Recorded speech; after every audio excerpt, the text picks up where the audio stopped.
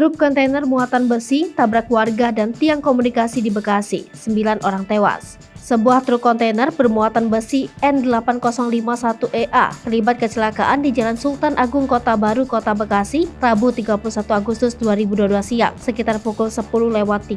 Truk kontainer diketahui menghantam warga yang sedang berada di depan SD Negeri Kota Baru 2 dan 3, Kota Bekasi, serta tiang komunikasi hingga roboh. Sedikitnya 9 orang dilaporkan meninggal dunia dan sejumlah warga lainnya luka-luka. Beberapa korban tewas diketahui adalah siswa sekolah dasar. Pantauan tribunbekasi.com, di lapangan, truk bermuatan besi itu menabrak tiang sinyal komunikasi yang berada di depan SD Negeri Kota Baru 2 dan 3, Kota Bekasi. Tiang itu pun ambruk hingga melintang ke jalan. Bahkan sempat menimpa satu buah mobil di arah berlawanan. Sementara itu dikabarkan sedikitnya ada 9 korban jiwa atas peristiwa ini. Hingga saat ini, petugas kepolisian dari Polres Metro Bekasi Kota tengah melakukan penutupan sementara ruas jalan di lokasi kecelakaan.